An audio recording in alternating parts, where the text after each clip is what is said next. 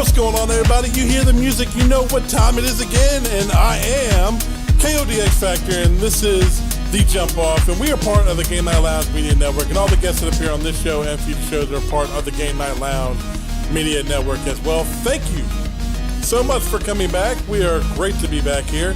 We are here live in the studio. We got the TVs going, the computers going, the systems are going. See, looking at the wavelengths jumping up and down on this computer monitor here as we were here in the studio. But thank you guys for joining us. It is great to be here. It is a great August the 1st, and we're actually in August. Surprisingly enough, this year is flying by, and we have got a lot to get to today. We have a couple of great stories that were brought up that we would like to kind of open the discussion floor about.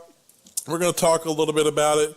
The couple of topics we're going to be covering today is going to be game DLCs for games that are not necessarily finished or have got a bunch of issues, and instead of working on those issues, they are moving on to the next DLC project for that game and re-releasing it on other platforms. And we are talking more importantly about Ark Survival Evolved. It is having a bunch of issues from the past. It's having more and more issues, and they are still putting out paid DLC for this game instead of fixing the problems that are with it and putting out other versions of the game, namely the Switch version that is coming later this year. And the second story we are going to talk about is one that's been brought to my attention, one from just reading Facebook feeds and getting tags from various people to look at this, and this is parents, more so mothers than fathers, but you know, not to kind of call anybody out or anything, but parents in general getting upset with Epic Games for the game they created, Fortnite, and the addictive nature it has caused in their children. We're going to have a nice lengthy conversation about this as I'm going to offer up my opinions on it. Keep in mind, these are opinions of myself and myself only. This does not reflect anybody else's opinion that works here at the Game Night Lounge or anything like that. So they may have their own opinions on it. They may have their own views on it. This is just my own personal opinion because, you know, this is my show. So I'm going to offer my own opinion on it. If you agree with it, hey, great. If not, let's talk about it. Let's debate. I have no problems with that at all. So we're going to talk about that in the second half of this show. But we're going to lead off. I want to point one thing out as well that has kind of been striking me a little bit over the past few years, actually, because it seems as though the months of June, July, and August are like a drought. And it's like that every single year. How many of you out there look at the month of June, July, and August, and you're like, man, more so June and July than any other month. And you're like, I really wish I had something to play other than what the current library already has in it. This is what we're looking at, because traditionally, a majority of games come out in the spring, and the majority of the games come out in the fall. So we're talking about games that are coming out in February, March, April, sometimes May. And then you have the big months of September, October, November, not so much in December because everybody's kind of playing the games that they got for, either Christmas or, and same with January. But June and July are those 2 months that I think could be a little bit of a niche market for developers. And I would love to know the reason surrounding not putting any titles out in June and July. Now, I understand it may be kind of like a sales technique because, a majority of people are going on family vacations and stuff like that, and games are not necessarily as popular. I kind of beg to differ. I think games are really, really popular, especially during the summertime. So I don't understand as to why we have such a drought of games throughout the summer. I mean, even as an owner of all the platforms that are out there, it is a huge drought for June and July. I mean, how many times are you going back into your library trying to find something to play, and you pull out something old? Now, that may be a good thing. Maybe you got something in your library that you've never beat or finished, and you go back in to finish it off. Dark Souls 2 for that, that's it for me. And, I just finished up with the remastered not too long ago, so that's up on our YouTube channel, by the way. But I'm just kind of curious as to why those 2 months in particular, just a huge drought for games. Because it seems like so many gamers are like, you're wanting something new to play. And I would love to see at least a couple of brand new titles come out within those 2 months to kind of get people excited and something continuously to play throughout the summer until the fall month comes. So if you have like a big game that comes out in June, that might carry some people into July. Or even August sometimes. If you have a big game in July, that may carry them through to August and September. So it may be something to kind of look at. And I know in August we always kind of get the typical Maddens. Those come out every year. The World of Warcraft expansions, which we have the Battle of Azeroth coming this year. And then Xbox is releasing We Happy Few. So August is not a bad month, especially for us. That cover these. So I'm just opening up the dialogue. Would love to hear from developers in this avenue. Like, what is the technique or what is the thought process that goes into something like this? Just to see if there's any kind of correlation as to why we have such a huge drought in the summers. It's not just this summer. It seems like every summer, and it's always the same type of story every single year. But moving on, we wanted to kind of tackle our very first story. And our very first story is coming based off of the video game Ark. And the reason why I bring Ark up in particular is because we recently went back and started to play the game again. Now, it's been a year since we played this game. We played the game when the Ragnarok DLC came out, and Ragnarok was a free DLC, so it wasn't one you had to pay for. But then, shortly, not even a month after the release of Ragnarok, it had issues. There was a bunch of bugs in the game. There was still a portion of Ragnarok that hadn't even been opened yet. Like, if you try to go to those particular areas, there's a big invisible wall that you can't go past. And we were like, okay, so they're not done with Ragnarok. At least they released it. It's free, so we don't have to pay for it.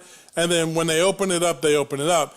But then not even a month after they released that, they have another DLC announced called Aberration for Ark. And I'm like, why and you got to pay for that one. I'm like, why are you releasing another DLC and a paid one at that before Ragnarok is even finished? Not to mention the bugs. I mean, there was a bunch of bugs with that game, and there still are. So I'm asking this, to Wildcard and the developers of Ark Survival Evolved. Look, the game has promise. I'll say this much: the game has a tremendous upside. It's a fun game to play. It's not bad. It's really, really interesting, especially when you play with your friends. Now, the lack of dedicated servers that they offer for this game for you and just your friends to play on was troublesome, especially when we got a chance to kind of all play together last year. And there are probably about 8 to 10 of us that wanted to play together. We ran into problems when we started joining other people's servers and other people's games and whatnot, and trying to build our own tribe became a problem because people were killing off noobs when they came into the game. And Ark is one of those games that if you die, you spawn a new body and you have to run back and pick up your book bag, which then has all your stuff in it. Your dinosaurs that you tame throughout the process could die as well. But the problem with this is you have dedicated, or you have servers that people are on, and they are heavy in it, or they're already built up pretty substantially, and they kill off the newbie players that come into the world, and they mark off territories, or they build in territories, so you really have nowhere to build. Nowhere that's, particularly good. You're kind of left and stuck with what you got. So if you want to play in a private server with you and your friends, there's only 2 ways to do this. One, you have to either rent one of their servers, and that's an additional fee, and you pay monthly on it. Or you could do it the way that we did it initially, was we got another Xbox here. We had it continuously online, so we had to get the Xbox, an Xbox Live subscription to go with it, buy another copy of the game, because the game is not free. You have to pay full price, $59.99 for the game, which to me, again, was a problem. And then you have to run a dedicated server with that Xbox, because when you host a dedicated server, a private one, the person that's hosting it cannot play. It's just a menu. So essentially what we would do is we would turn that Xbox on, we would start up a dedicated server with that Xbox, and then turn that off. Not the system, because the system's got to be continuously running, especially if you're going to be having a server going 24/7. Now, it just so happens that most of us that play together work together. So it's kind of easy to kind of determine when everybody's going to be on and when everybody's going to be off. You know, so we would have it running most of the day and evening, and then, you know, by 1 o'clock in the morning, we would turn it off, and we would turn it right back on about 7 or 8 o'clock that morning, and then have it run. That's how we used to play it. That's how we used to do it. Now it's a thing with all the updates that game has had, and it's had some pretty substantial updates since we last played it. Last time we played it was probably last September. And we just now recently got back into the game, or at least wanting to play, to cover in for this drought that we're having during the summer of games. So we start up the server the same way we did it last year, and it seemed to work for about an hour. And then people were getting kicked out of the games, dropped out of the games. The server was unable to be joined again, and we had to reboot the server, and even then sometimes people could not get back into it. And even with this latest update that just happened not even a week ago, I went and tried to do it again, hosting the dedicated server, and then join it, but was completely unable to from the very jump. Even after resetting, restarting, and everything, was still unable to. And come to find out, we're not the only ones that are having this issue. There are plenty of people out there that are having this problem. Now, for those of us that went out of our way to do all of that, because now apparently it's something that they're trying to do to prevent people from doing that, because they want you to run on one of their rented dedicated servers that they have. Because apparently those servers that you rent from them have none of those issues. To me, that is pure BS. I'm just saying this right now. If any of the developers from Wildcard are listening, and the developers of Ark, what were you thinking? And first of all, why would you even put out a paid DLC like Aberration? I have no inklings to get that DLC whatsoever. Just putting that out there. The paid DLC of Aberration, I have no inkling of ever trying to get. One, because you can't even fix your main game before you put that out there. And now you're working on a port for the Switch before fixing any of your issues with the other variations of it. PCs are having issues with it. Xbox and PlayStation owners are having issues with it. Nobody can play it without the bugs. I can't count. There's a few of us here in the office that downloaded the game, played it, noticed the bugs were starting to become very irritating, and uninstalled it altogether and not even bother with it again. And I'm almost on that same wavelength. Right now, I'm just playing single player. I really don't have many of the server issues because it's not online. It's just a single player game. But how can you have so many issues with the multiplayer and not even bother to listen to your fans or fix them before you start working on other iterations of the game and working on paid DLC for the game? Now, I'm all for continuing on with the game. I am all for that. I am all for you advancing the game and making it more and more adaptable than anything else. I have no problem with that. I'm all for it. But make sure your core game works. Fix it. And honestly, Wildcard is not the only developer to have this issue. There are plenty of other developers that do stuff like this constantly. Now let's look at PUBG, for example.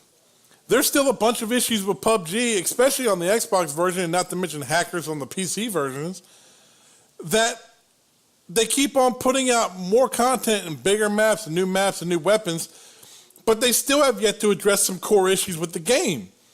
For instance, getting kicked from games and you're having to rejoin, or at the start of the menu after you finish a game, some people have got to back out to the main menu and then re-enter the party mode just so they can start up for a new game. There's bugs and issues with that game as well, and it's like, we paid for this as a preview build, understanding it was a preview. But first of all, I don't think you should have to pay for any preview builds. Or if you do, it's got to be at the very, very base minimum of like maybe $10, $20 max.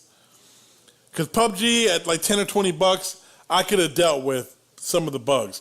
But it's bad when the mobile version of the game has none of the bugs that all the other versions of the game have. That's bad. Like when I can go to my mobile version on my phone and have a better time playing that than I do on my Xbox. The Xbox has led to so many frustrations, and it's not just because of the console, it's because of the game itself. Because Ark in particular is having these same issues on the PlayStation, not just the Xbox. These are issues that have got to be fixed before you can start putting out any additional content for the game.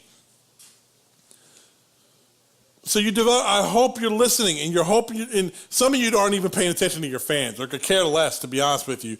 And if any of you folks from Wildcard are listening, hey, then feel free to debate with me if you want to. I could care less. I'm just putting it out there that I am one of your fans of your game. I have enjoyed playing your game when I can play it correctly. But with the amount of bugs and the fact that you have yet to address these issues will not make me want to ever buy another product of yours.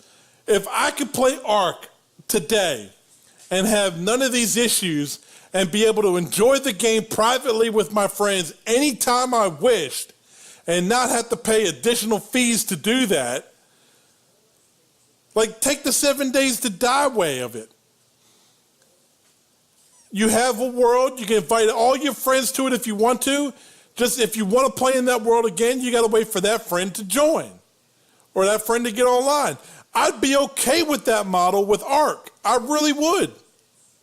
Especially if it's going to be a game that you can be on every night with or every few nights with, and your friends are going to be there with you. In the meantime, even if you're not online, they can start their own world and everybody can do that one. They can just go between the worlds. That's how we played 7 Days to Die. And we enjoyed 7 Days to Die. We still go back to it to this day. And they fixed a lot of their issues. Then that game came out, there were a bunch of issues with that one.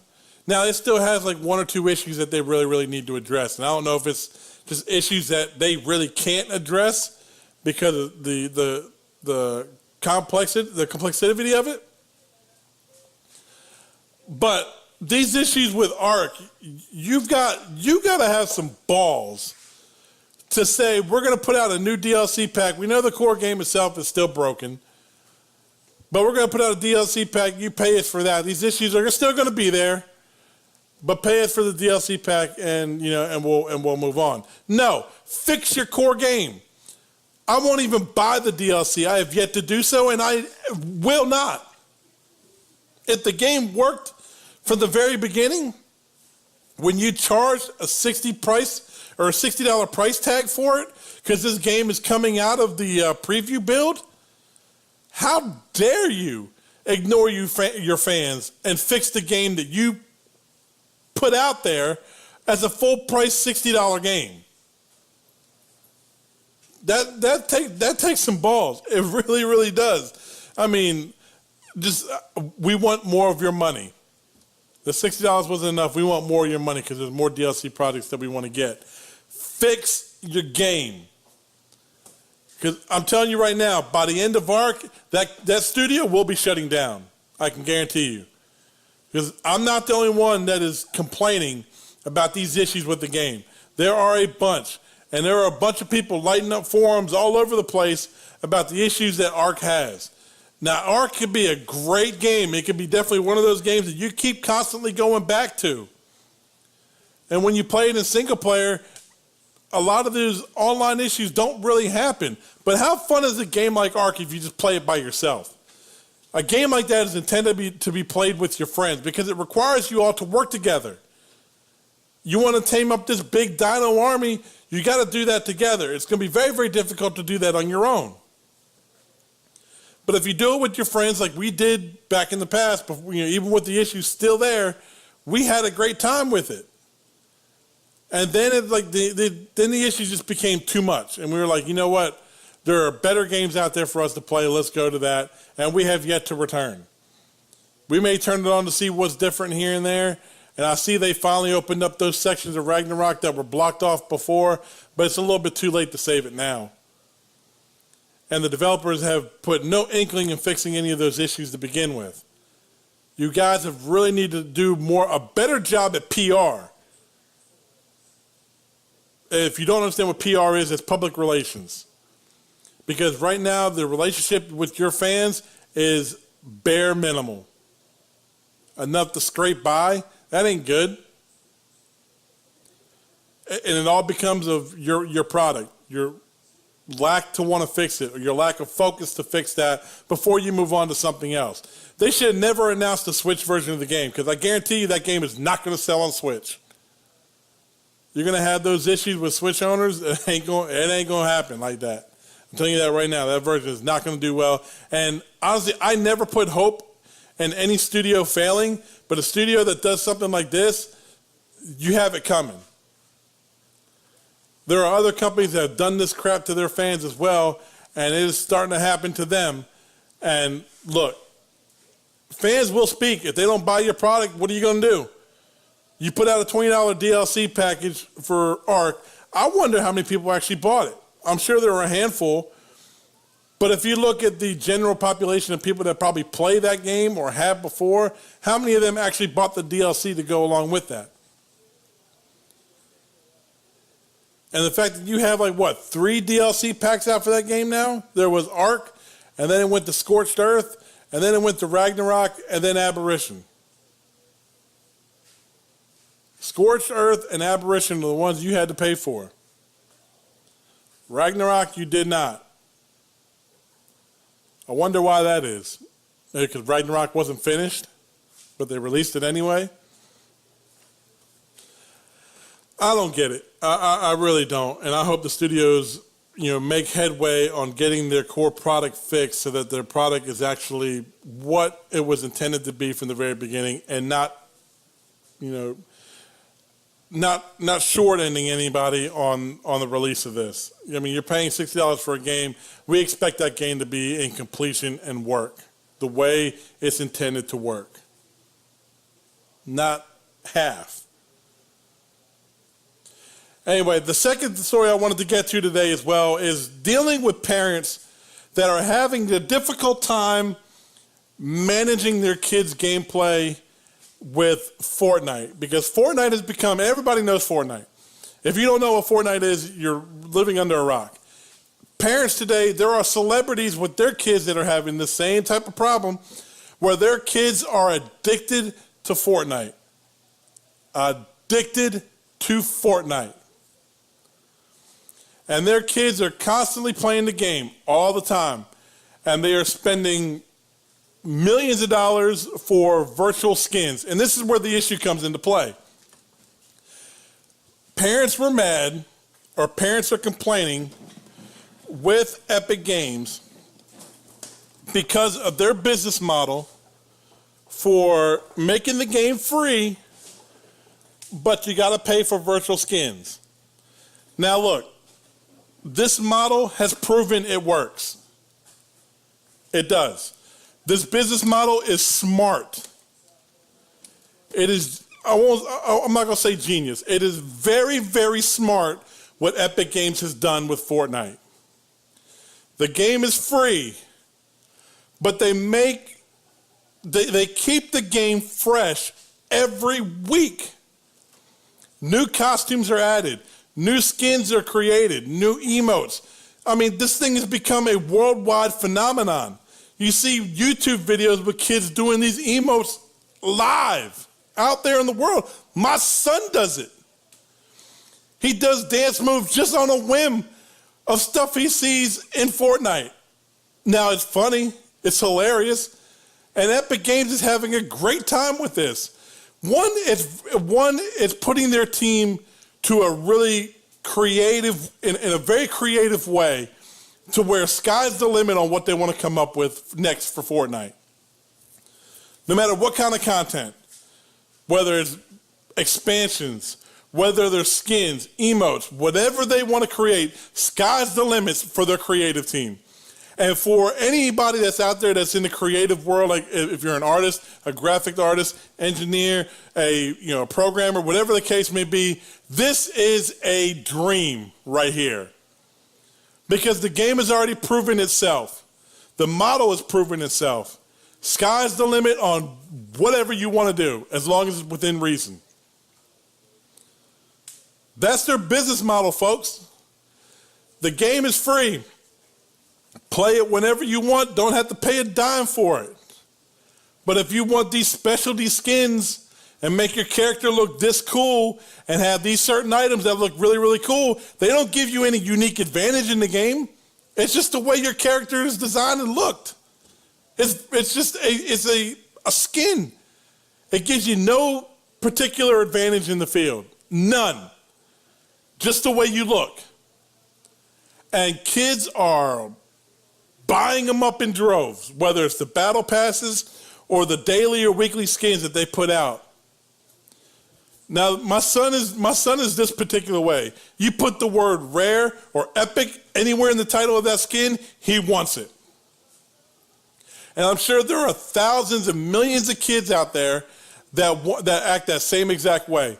And now you got parents that are upset with Epic Games because of their business model.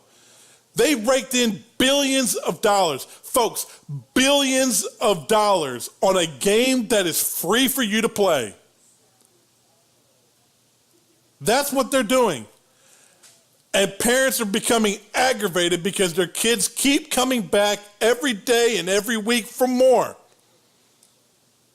Now look, I am all for games, especially games with this business model in mind, making money and being extremely successful. Fortnite is a great story.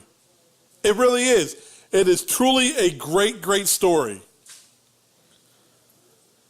But as a parent, yes, and I'm speaking to you parents as a parent myself, having the same problem. Limitations. Now, I'm sure people at Epic Games probably don't want to hear me say this. And I got friends that work at Epic Games, and I'm sure they probably don't want to hear me say any of this as well. But look, I'm sorry. I'm just speaking as a parent. I love your game. I play it. I buy what I want from it. Your kids, especially those with that are at a young age, like my son who's 8 years old, who see virtual skins and an unlimited amount of currency.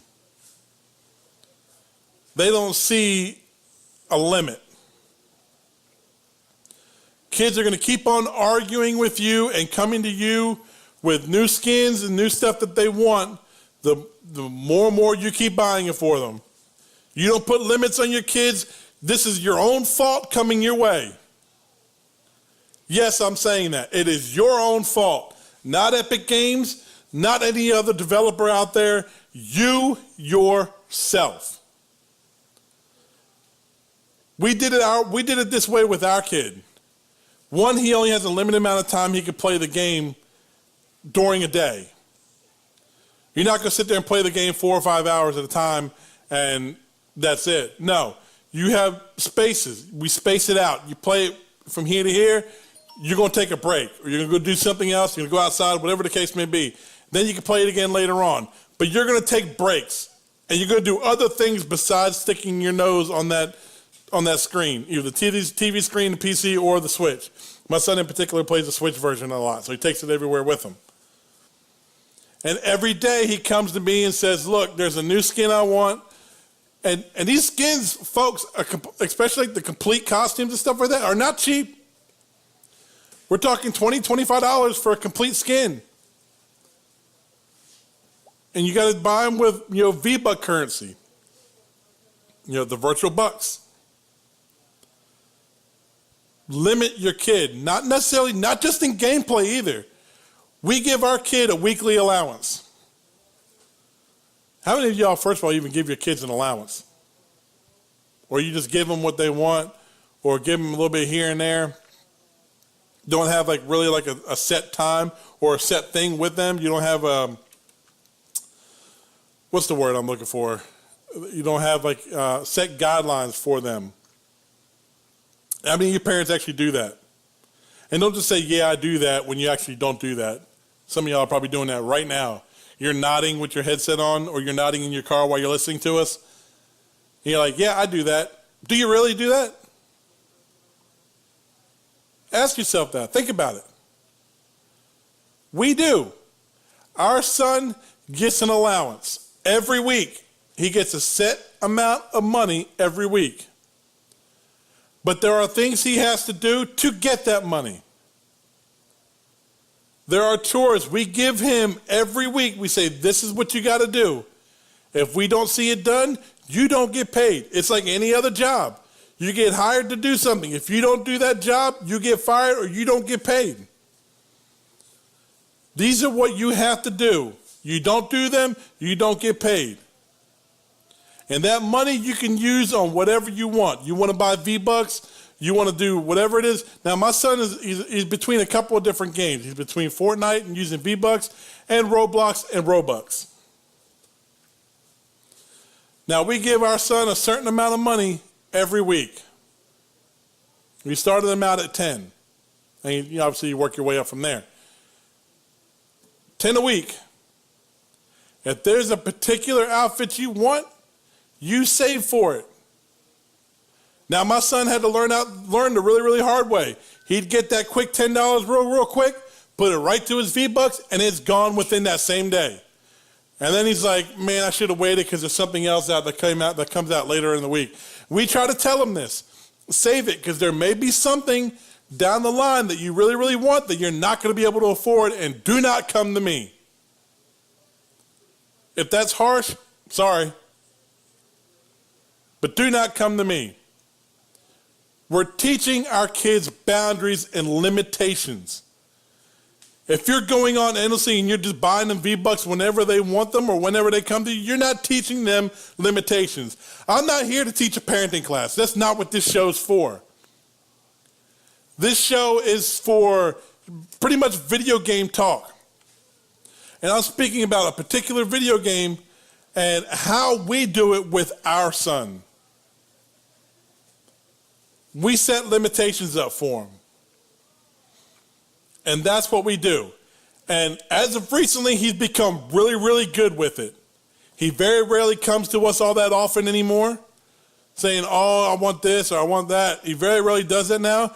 Now it's more of a conversation of like, okay, next week when I get paid, I'm saving up for something, for this or for that. That's what the conversation is now. Did it take a little bit to get there? Yeah, it's going to take some work. It's going to take some getting used to aggravations. It's going to take getting used to your kid being disappointed. Your kid can be disappointed for a couple of hours. Don't suck in, because then the kid's just obviously going to get his way no matter what anyway. Make him earn it. Work for it. They're never going to learn responsibility or limitations by not doing that. That's how we grew up. That's what we learned. That's what we're teaching our kids. And our son today loves Fortnite. He enjoys the skins that he does have. There's a little bit more appreciation for the skins he has now because he knows he earned them himself. Not just by playing the game, but actually saving up his money for that. He's getting what he wants. But he's working towards it. Now I see my son doing dishes without me having to ask him to do them. He's just there right in the sink, washing dishes away. I think I put up a picture on Twitter, maybe like, this week? Maybe the beginning of this week, of a picture I took of my son cleaning dishes. I turn around, I'm watching TV in the living room. I turn around, I'm like, that my son at the sink? Yeah, it sure was, and he was washing dishes. He's adamant. He don't want to miss a week where he doesn't get paid now. And make them follow that exact schedule. Don't go behind them and do what was on their schedule of stuff to do anyway. They're never going to learn that way. Don't go behind them and do it. Let them do it. Have them work to do that. It's the only way they're going to learn. Anyway, that's my 2 cents on the subject. Parents, it's your fault. Put stipulations on your kids. You won't have this kind of an issue. If you do some of the steps I at least talked about here today. See if that works for you. And I promise you those little conversations will start to cease. But you got to learn limitations. They got to learn limitations themselves and boundaries. But that's going to do it for our show this week. Thank you guys so much for listening. I am KODX Factor. This is the Jump Off. Make sure you comment, like, and subscribe to our channel. We would greatly appreciate it. However you're listening to us, whether you were listening to us on Google Play, iTunes, TuneIn, Podbean, we are on all those different avenues. No matter how you may be listening to us, we would greatly appreciate it. Make sure you go to our YouTube channel. We are at the Game Night Lounge. That is our channel name. You can follow us there. Make sure you hit the subscribe button and get all the latest details and updates for everything. Also, you can make sure you follow us on Twitter. We are at the Game Night Lounge, or you can follow me personally at KODX Factor. You can follow us on Facebook. Our Facebook page is the Game Night Lounge. So we have plenty of different avenues for you to get in contact with us, subscribe with us, and follow us. So greatly, greatly appreciate that. Thank you guys for joining me today. I am KODX Factor. This is the Jump Off.